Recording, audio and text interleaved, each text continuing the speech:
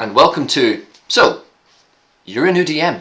This is going to be a new video series on my channel all about my experiences as a brand new 5th edition Dungeons & Dragons DM, the mistakes that I've made, the lessons I've learned, and hopefully some tips and tricks for anyone out there who is looking at starting becoming a DM. Someone who's maybe watched some Critical Role, or you play D&D and you think, you know what, I'm going to give this a shot.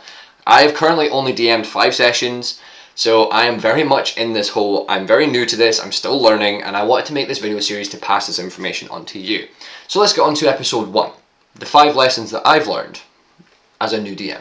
Lesson 1, planning your sessions. Okay, so this is the fundamentals of D&D. As a DM, you plan out the sessions, you plan out your story, and you narrate that story to your players and let them go wild with whatever it is they decide to do. So when you're planning your sessions, make sure that your players have direction. Okay, that doesn't mean forcefully make sure they go down the road that you have written. Make sure that they have a rough idea of what's going on in the realm. Whether you have an NPC, tell them about a bandit camp that's been harassing the travel roads just outside of town. Or whether there's an infestation at the local inn if they're low-level players. These little things will give the party choice and allow them to follow down that road, and then you can add information as it goes. But having players have direction is massively important, and I made this mistake where I left a session just after the party had completed a quest and there wasn't any follow-up information about what was coming next.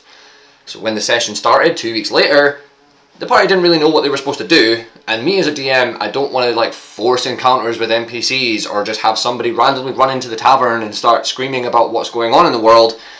It was difficult for me because I had to spend a lot of time writing each individual thing they could do. Okay, if they leave the town, this is going to happen. If they decide to go and speak to the guildmaster, this is going to happen. If they speak to the barman, this will happen. And it was really difficult for me, and I put myself under too much stress and pressure just trying to sort out all these different possibilities that your players can come up with. So having a little bit of direction, or maybe even leaving the session halfway through a quest, or if it's quite a long quest, at least have the players know what's coming next. So currently in my sessions, there's a big battle about to commence right outside Baelendor, which is the main town that they're operating from currently.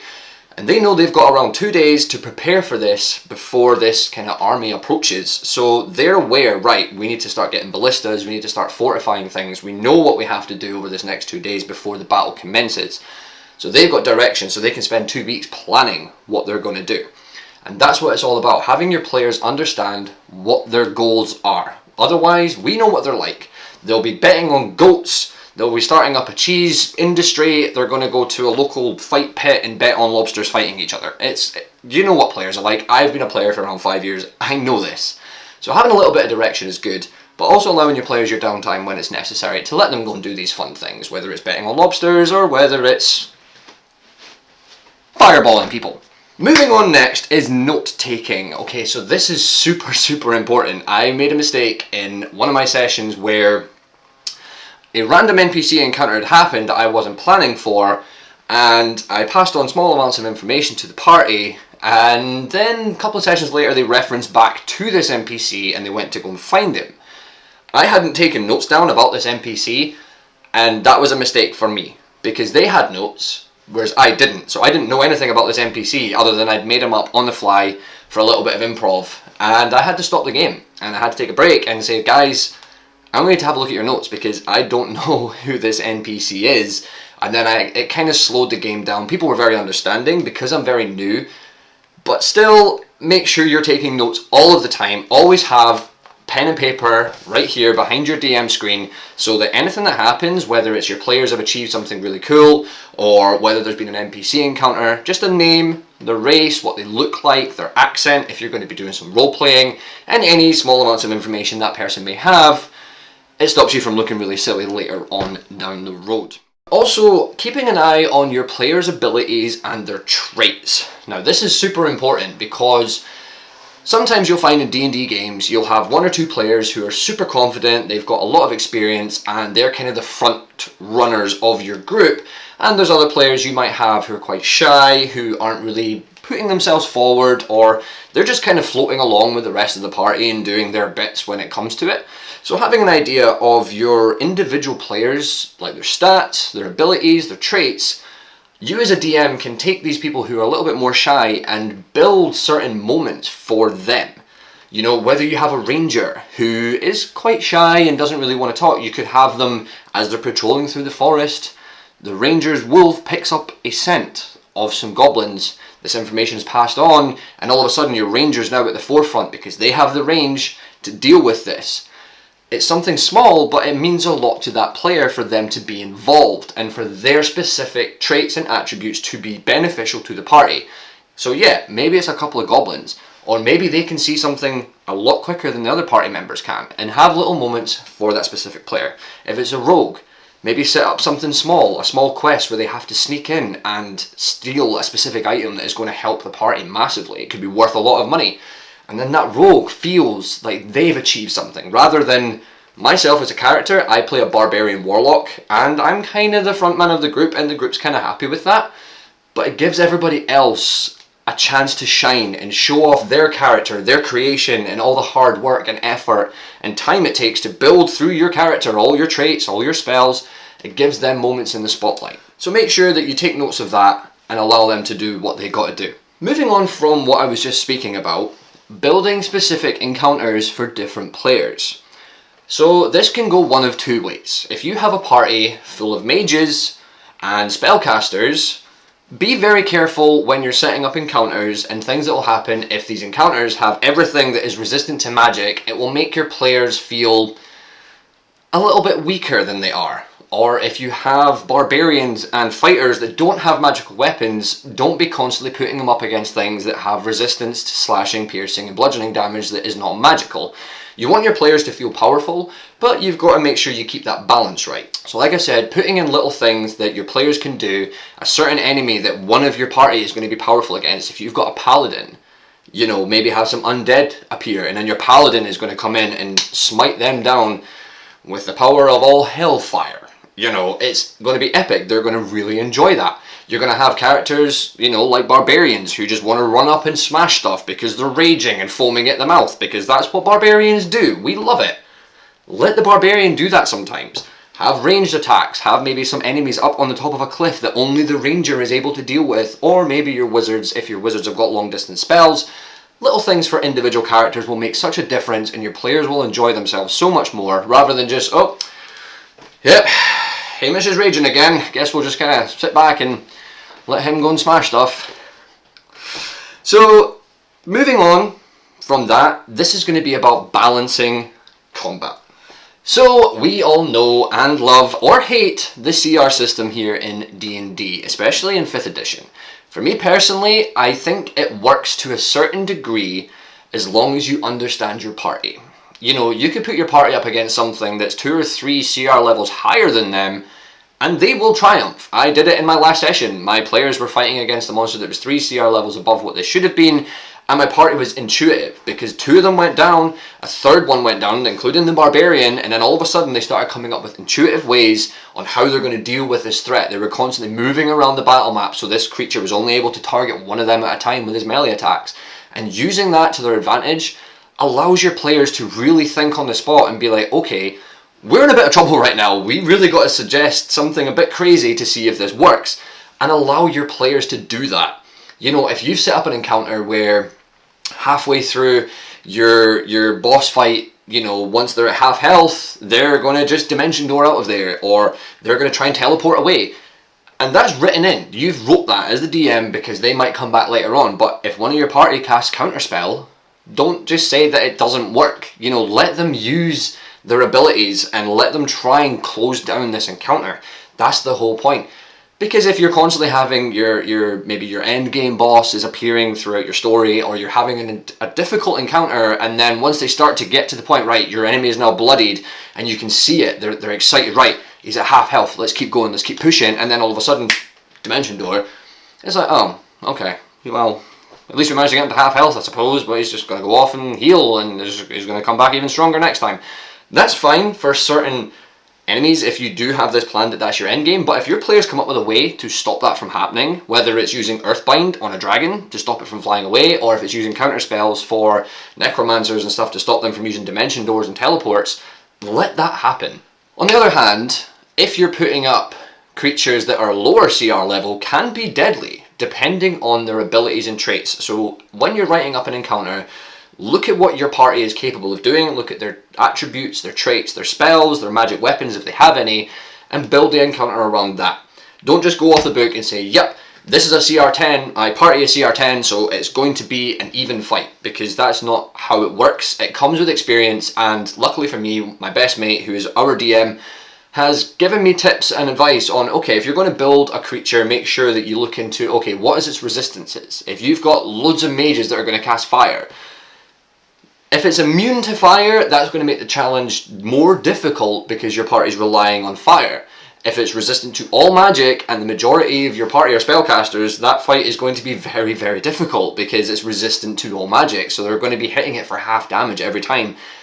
And you can see where this is going. So research your party, research your monsters, and even homebrew some things. I did it. I've homebrewed a few monsters that have specific weaknesses to certain things that the party can do, and it's all a case of them figuring that out and trying different things till it works. And another thing is all about railroading. So railroading, it's a term that gets used quite a lot.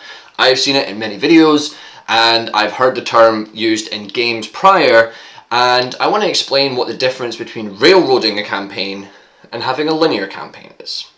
So railroading.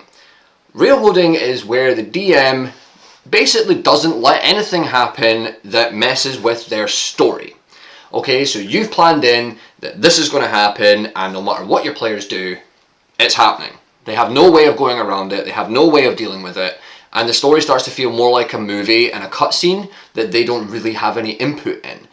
And this can be really disheartening. I've been in a campaign before where we were entirely railroaded. We were trying to find out ways to break into this mansion where we knew certain high-level enemies were that we had to take care of, and every single time we were able to get close, it was like, you know, we would roll stealths. We had all these different buffs that were giving us +10 on our stealth rolls, and somehow people were still able to see us. We were rolling 28s, 29s, even in our 30s for our rogue, and somehow we were still spotted, and these people were able to teleport away.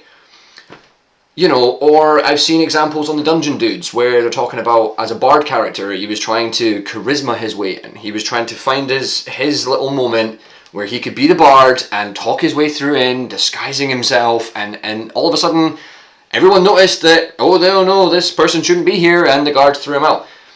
That is not fun for your players, because it takes away their sense of thought process. It takes away their ability to come up with weird and wonderful things to screw over you as the DM and make the story more exciting. So allow it to happen, okay? Allow it to happen. Let them have their cool moments. Let them think outside the box. You know, I had never even considered ballistas for this battle that's coming up soon. Something never even crossed my mind, and all of a sudden my party's like, right, we're going to get some ballistas, we know what we're kind of dealing with, so we're going to enchant them with all these different enchantments and blah blah blah. And you know, I had to kind of go on the fly and start making notes. Let your players come up with stuff, and it's incredible what people will do when they feel pressurized, especially people that play D&D. They have an incredible mind, and the things that they come up with are awesome, and you just allow it to happen. So now let's talk about linear. This is what you want as a DM if your story is going to go in a specific direction. Okay, so having little incidents occur throughout your campaign where maybe an NPC, once you complete a quest for them, maybe hears some information about what's going on elsewhere in the realm, or your guildmaster is able to tell you about these incidents that are happening and allow your players to continue through the story that you have sitting down and you've wrote. You've wrote a story, you want your players to go through the story but have their free will. That's more linear than railroading. As I said before, railroading is not giving your players an opportunity to change things or feel like they are empowered, whereas linear is more about, you know what, this is the story I want you guys to follow, this is the point I want you guys to end up at, you've got your big bad endgame boss, or you've got some sort of political thing you've got to deal with, and that's getting your players to that point, but giving them the free will to do what they want to do, to have things happen that are going to change things and make you think as a DM and give you things to plan for. Things change all the time in D&D. You'll very rarely ever find a session that goes the way you expected it to go. You know, your players will come up with weird and wonderful things, or certain NPCs might die, or your players might just kill them because, you know, rogues. But yeah, that's the main difference between railroading and being linear. Allow your players to follow the story and make their own actions and change the world around them is linear.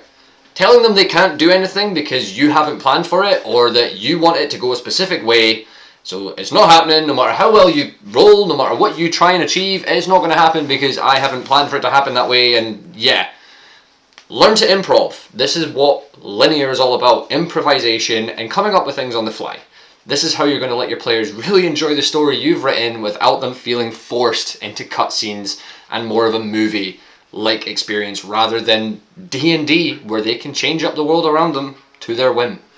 So moving on to my final point is giving your PCs that freedom. Let them do things that are awesome. Let them do things that maybe are slightly out of the realm of possibility if they can roll high enough for it. You know, don't be a DM that just says, no, you can't do that. Be a Matt Mercer and say, you can certainly try. Set a DC for it, and if they pass, let them do whatever it is. I seen an example where there was a rogue trapped inside a building that was falling down. They basically removed an artifact, the building was falling, and the rogue wanted to try and surf down the side of the building on a flat boulder and escape. And they rolled really well for it, and the DM allowed it. It was super cool. It was a really awesome moment for that person, and people were talking about it. NPCs had heard about this incredible rogue that managed to sail his way down a falling castle. And remind your players that this has happened. Have little NPCs be like, oh yeah, you're the one that did that, or you're the one that was able to remove the gem from the eye of the creature that you fought, this beast that had been terrorizing the area. All these little things, have your players be rewarded for coming up with cool stuff. Don't allow it all the time, because then it kind of loses its cool factor, but sometimes go, you know what, that sounds pretty smart, I want to see how this goes, and roll for it. Set a DC. Look at your DM's board. If you've got one, this will tell you the DCs at the side from super easy all the way to nearly impossible. And you can set the DC as the DM for what you desire. How hard do you think it will be? They're acrobatic. Could they scale down this building on a boulder? Meh, maybe. Let's see what you roll and go with it. These 5 lessons I've learned, okay? So planning your sessions, taking notes, balancing combat, don't be too linear and railroad things, and also allow your players to have the freedom to do cool stuff, has made such a difference only in these 5 sessions. You know, I asked my players for feedback. I asked Lewis, my mate, who is a more experienced DM, for feedback, and these are the lessons that I've learned in the last 5 sessions, 6 sessions that I've done, and it's made my players more excited and more enjoying the sessions and really getting into the story, because now they're starting to have things go their way and they feel like they're in control of the story. You write it. As the DM, you do have the final say, but let your players have their freedom. But I'm going to continue this series as I go on, learning more things about being a 5e DM, and I want to pass this information on to you. So if you have enjoyed this and you stuck around for this long, please give this video a little thumbs up and also subscribe to my channel for some more D&D tips. Anyway, I will see you all next time.